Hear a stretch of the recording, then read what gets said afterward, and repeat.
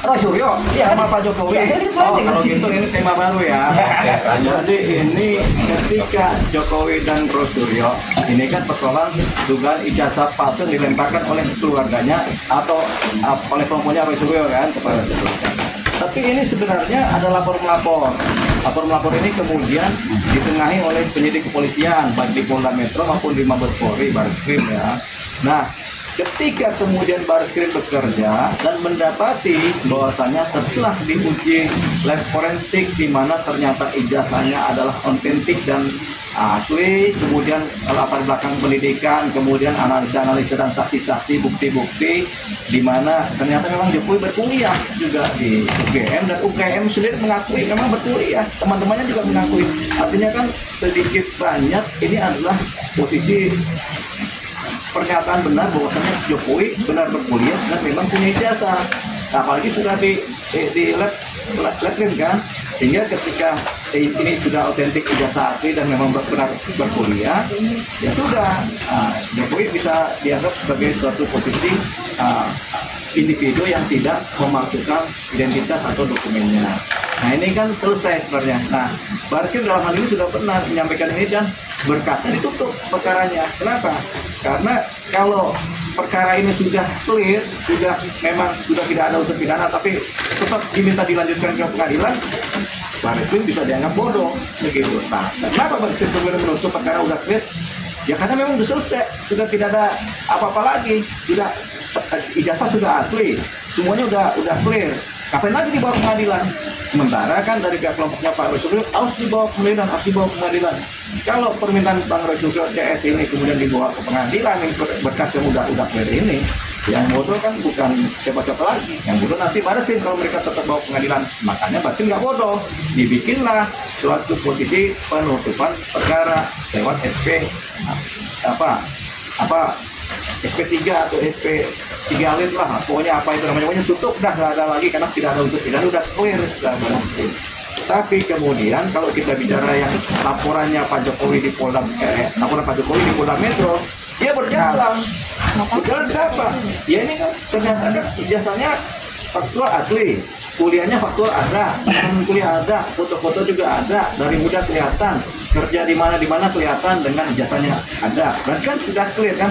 Tapi kelompoknya Roy Suryo pada waktu sebelumnya memang melakukan tendensi yang tampaknya melakukan upaya pencemaran nama baik.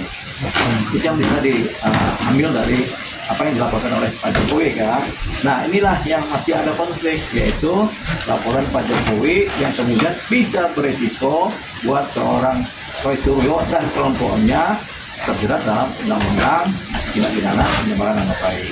Nah ini sebaiknya disudahi.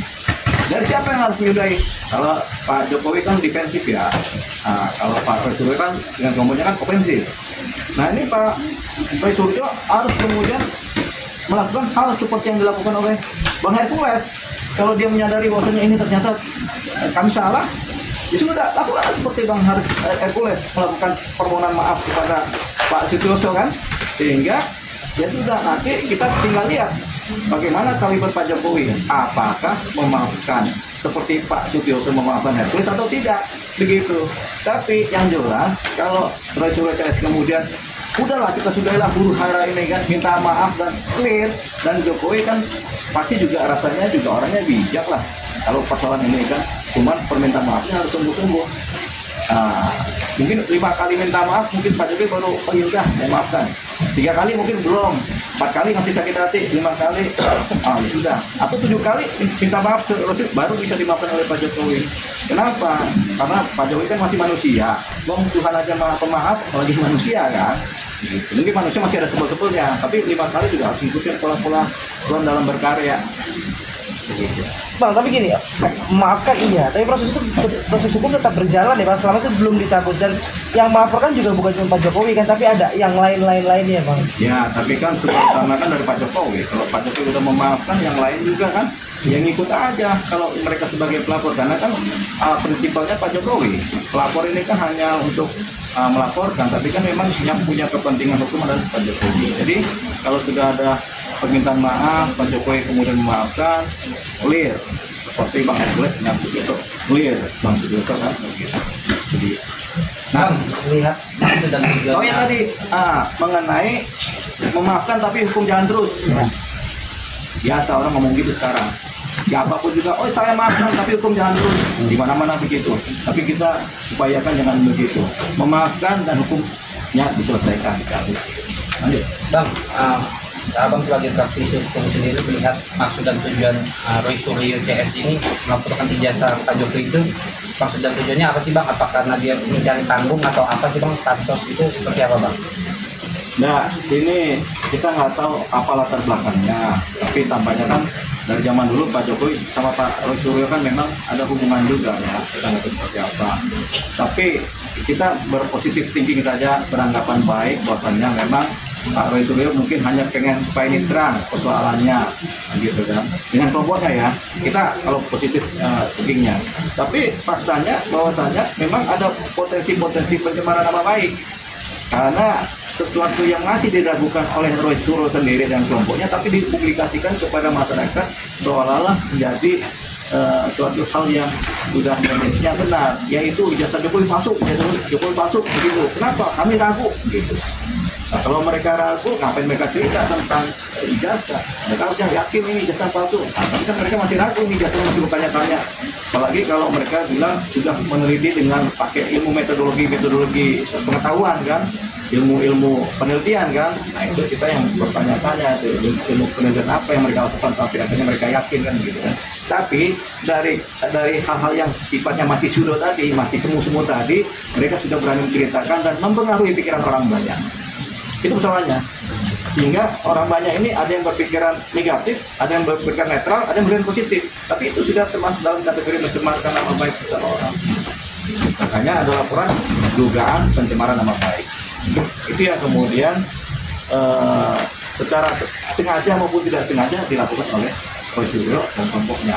Ketika laporannya jadi berjalan, akhirnya kan ribut. Ribut ini kan menguras waktu dan tenaga. Padahal nilai material dan formil dari persoalan ini kan sebenarnya nggak berat-berat amat kan gitu. Pak Jokowi kemudian nggak mengeluarkan ijazahnya, bukan berarti ijazahnya nggak ada. Karena memang tipe beliau gitu, pribadinya begitu. Ya ngapain kita ngeluarin ijazah? Teman-teman juga kalau nanya ijazahnya, saya nggak kasih, kita ijazah punya kita sendiri. Kita kuliah, ngapain orang lain nonton gitu. Itu contoh sederhana ya. Jadi kalau ada orang tanya ijazah Jokowi kan bilang, lah ngapain kan yang kuliah saya, yang punya gelar saya, ngapain orang lain tanya-tanya gitu. Kita juga gitu. Abang sendiri melihat sosok Pak Jokowi sendiri seperti apa Bang? Karena kan dia baru melihatkan ijazahnya pas dia setelah turun menjadi presiden Bang. Ya tentunya kan sesuai dengan kapasitas beliau. Ketika beliau jadi presiden, ngapain beliau buka-buka ijazah? Uang mereka jadi pemerintah gitu kan. Jadi beliau kan nggak bisa sebagai presiden tiba-tiba ini loh ijazahnya, ini ijazah saya ini. Nah, akan kemurahan gitu. Dia menjaga posisi beliau wibawanya sebagai presiden. Jadi nggak mungkin dia keluarkan. Banyak orang kalau jadi presiden juga ijazahnya nggak mungkin dikeluarkan. Kenapa? Karena terkait dengan martabat dan harkat. Nah, apalagi dalam dunia bernegara gitu. Jadi kan harus dijaga. Kan posisi beliau bukan sebagai pribadi kalau jadi presiden, sebagai pejabat negara yang tertinggi, yang memerintah secara eksekutif. Bang, ini kan dari salah satu pendukung Jokowi juga kemarin juga menyatakan bahwasannya Roy Suryo ini memiliki rencana tersendiri. Roy Suryo CS memiliki rencana dari mulai kasus yang stupa dulu. Ya. Apakah ini sebenarnya ada kaitannya nggak sih buat abang mengamatinya sampai saat ini? Ya kalau kita pelajari, misalnya kita dapat materinya begitu, kita pelajari, mungkin ada benang merahnya. Tapi kalau sifatnya masih kemungkinan, kita tidak bisa ngambil kesimpulan. Gitu. Jadi banyak orang akan bisa mengambil benang merah, tapi nggak berani mengambil kesimpulan, atau belum bisa, karena materialnya belum cukup untuk dibikin sebagai kesimpulan. Makanya kalau pertanyaan seperti itu, kita jawab belum ada kesimpulan. Bang, pesan aja Bang, pesan Bang buat pesan dan harapan buat Hercules Tioso dan Jokowi dan Roy Suryo Bang. Terakhir Bang.